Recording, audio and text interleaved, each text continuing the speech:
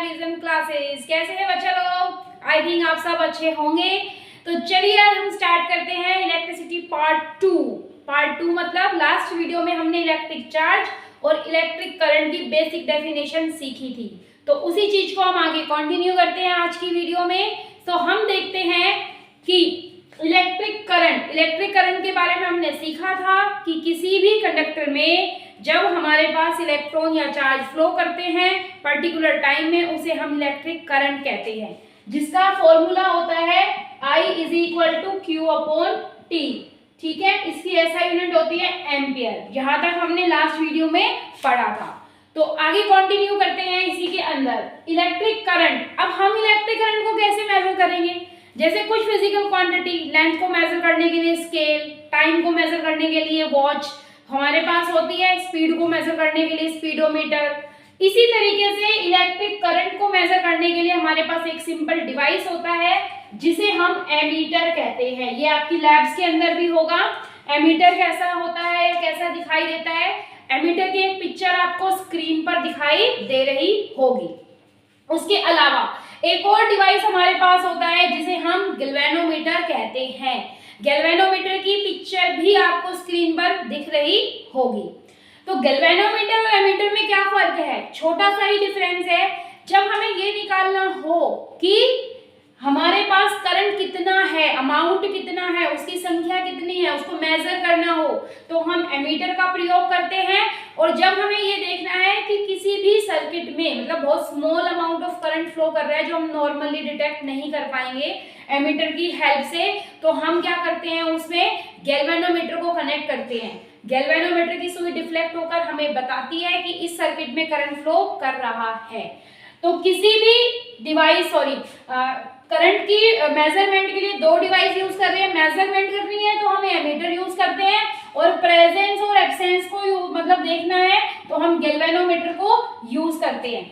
Ammeter का symbol होता है ए से, ठीक है, इसमें दो टर्मिनल, वही पॉजिटिव और नेगेटिव। और गैल्वेनोमीटर का सिंबल होता है ऐसे जी से, इसमें भी दो टर्मिनल, वही पॉजिटिव और नेगेटिव कनेक्शन के लिए। ये बाकी हम डिटेल में एक बार सिंबल्स में जरूर पढ़ेंगे। ठीक है, तो हमने सीखा करंट की डेफिनेशन, करंट किसके मतलब उसके ऐसा यूनिट, करंट का फॉर्मूला और करंट किस डिवाइस से मेजर होता है। अब आपकी एनसीईआरटी की बुक में एक क्वेश्चन दिया हुआ है, define the unit of current. Current की यूनिट क्या है हमारे पास?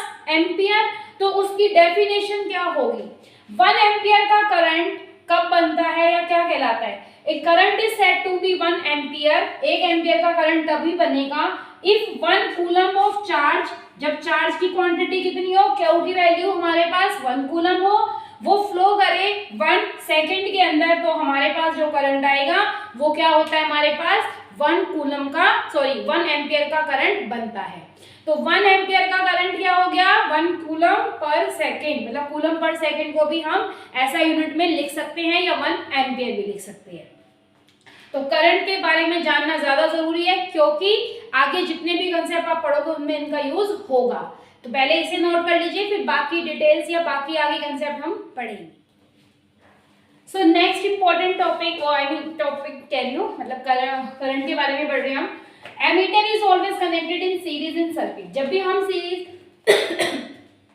सर्किट में एमीटर को कनेक्ट करते हैं तो हम सीरीज में कनेक्ट करते हैं। सीरीज कनेक्शन वो होते हैं जिसमें करंट का फ्लो एक ही डायरेक्शन में होता है, ठीक है, सारे डिवाइसेस में से। और हम एमीटर को सीरीज में कनेक्ट क्यों करते हैं? क्योंकि इसकी रेजिस्टेंस लो होती है। जब ये सीरीज में कनेक्ट होगा तो लो रेजिस्टेंस से करंट हाई प्रोवाइड करेगा। ये चीज आप आगे ढंग से पढ़ेंगे। उसके बाद देखिए कुछ इंपॉर्टेंट यूनिट कन्वर्जन है जो एनसीईआरटी की बुक में भी दी हुई है। जैसे पहली है 1 मिली एम्पियर में कितने एम्पियर होते हैं? 10⁻³ 1 माइक्रो एम्पियर किसके बराबर होता है? 10⁻⁻6 एम्पियर। 1 मेगा एम्पियर किसके बराबर होता है? 10⁻+6 एम्पियर। 1 माइक्रो एम्पियर, ठीक है, जिसे हम पीको एम्पियर भी कहते हैं, वो किसके बराबर है? 10⁻12 एम्पियर के बराबर। 1 नैनो एम्पियर किसके बराबर है? 10⁻9 एम्पियर के बराबर। तो ये कुछ यूनिट कन्वर्जन है जो आपको पता होने चाहिए। चलिए अब मैं आपको एक स्क्रीन पर न्यूमेरिकल दूंगी, मतलब इसके पहले से नोट करेंगे, फिर एक न्यूमेरिकल करेंगे बेसिक, और उस न्यूमेरिकल में आपको दोनों तीनों फॉर्मूले यानी कि चार्ज का, करंट का और ये वैल्यूज चेंज करनी भी मिलेंगी। तो एक न्यूमेरिकल हम इसका बेसिक करेंगे, उसके बाद हम पढ़ेंगे कंडक्टर्स और इंसुलेटर्स या किसी भी कंडक्टर में चार्ज या आयंस कैसे फ्लो करते हैं या इलेक्ट्रिक करंट कैसे। So numerical is showing on your screen, ठीक है, आपको दिख रहा होगा। मैं आपको पढ़ने के लिए टाइम दे रही हूँ, सॉल्व मैं आपको कराऊंगी, सिंपल है, इसको पढ़ के देखिए एक बार। एक टीवी स्क्रीन ने एक बीम मतलब इलेक्ट्रॉन की बीम को देखा है या उसको शूट किया है, और इलेक्ट्रॉन का जो करंट है बीम का वो इतना है 10 माइक्रो एम्पियर।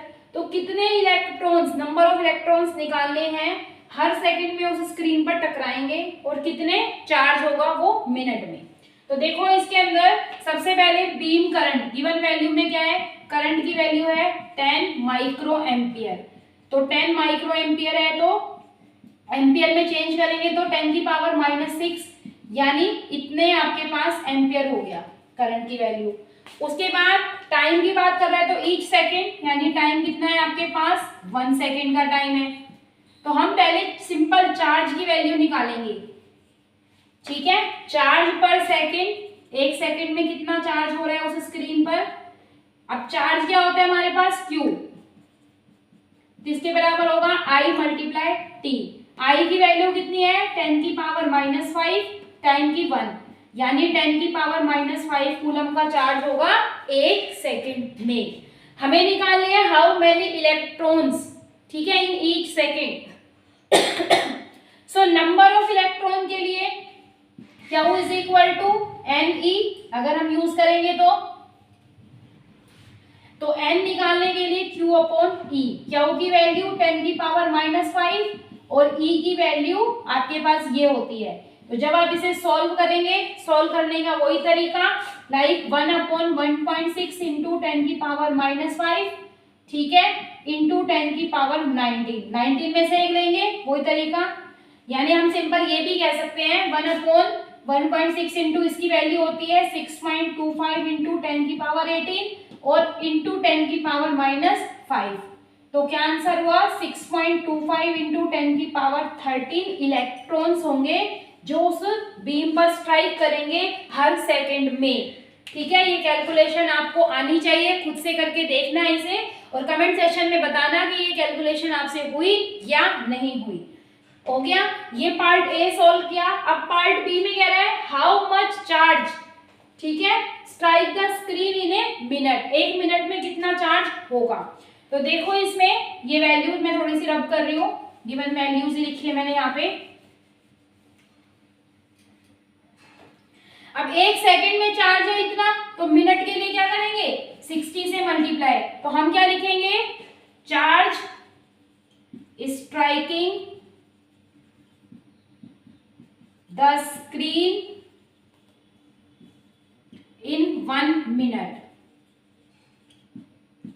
तो कितना होगा 10 की पावर -5 इंटू 60, ठीक है, 10 की पावर -5 इंटू 60 लिखोगे तो यानी 6 इंटू 10 की पावर -4 चार्ज निकाला है तो इतने कूलम।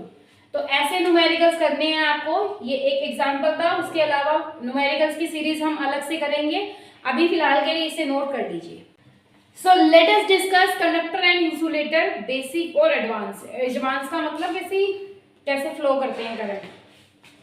तो कंडक्टर क्या है, वो मटेरियल है जिनमें इलेक्ट्रिक करंट फ्लो होता है या पास होने देते हैं अपने अंदर से, जैसे जितने भी मेटल्स हैं वो।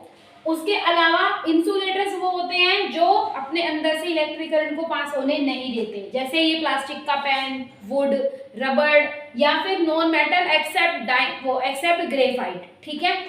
अब देखो कैसे कि इलेक्ट्रॉन का फ्लो या इलेक्ट्रिक करंट का फ्लो कंडक्टर में कैसे होता है।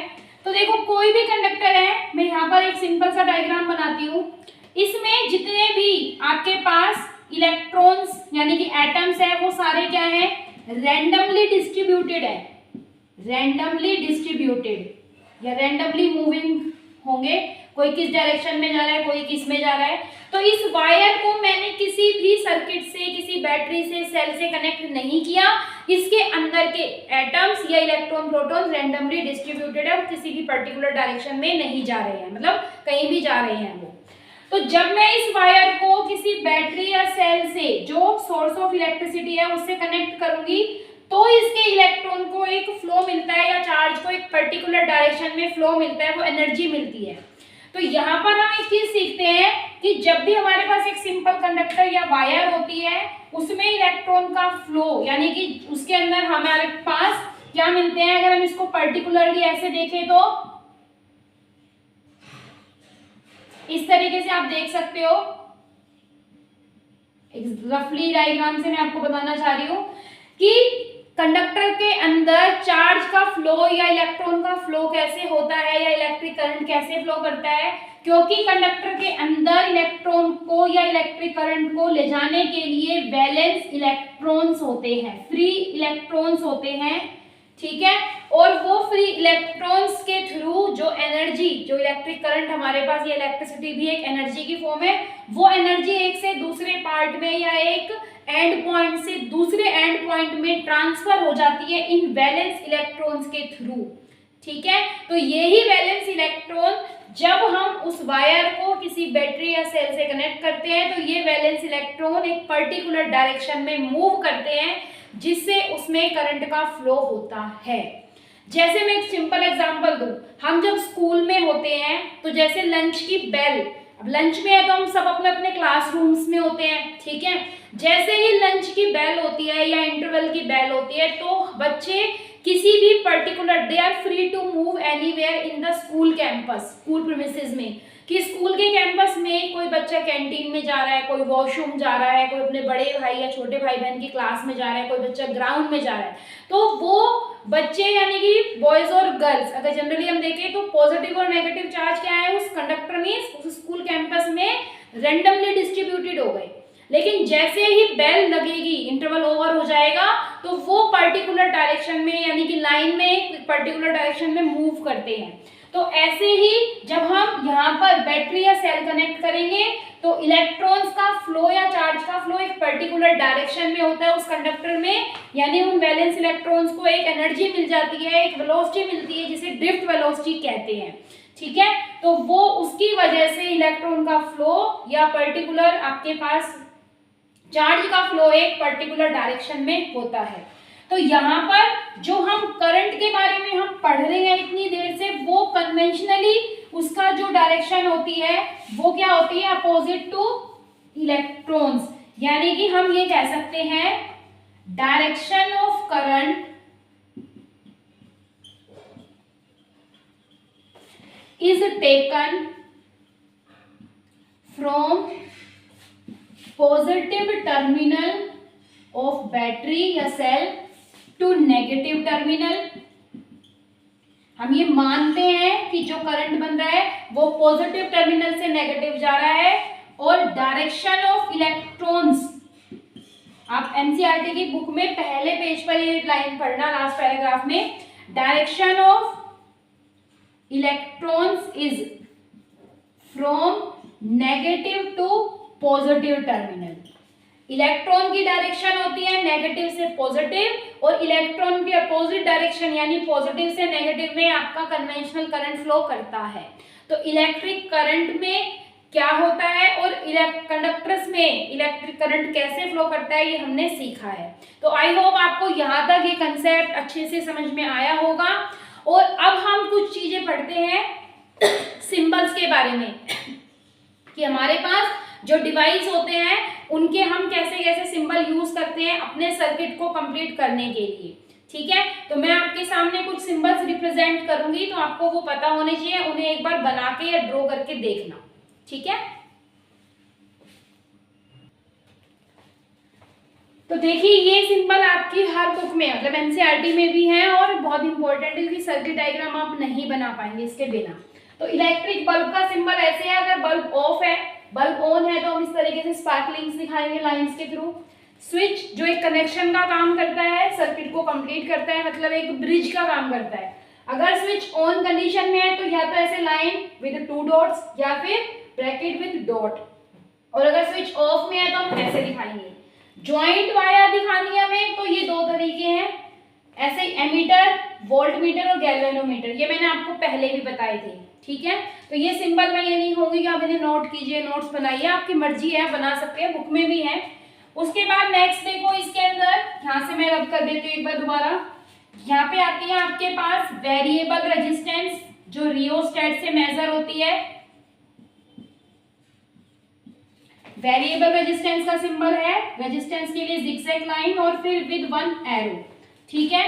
उसके बाद आती है फिक्स्ड रेजिस्टेंस,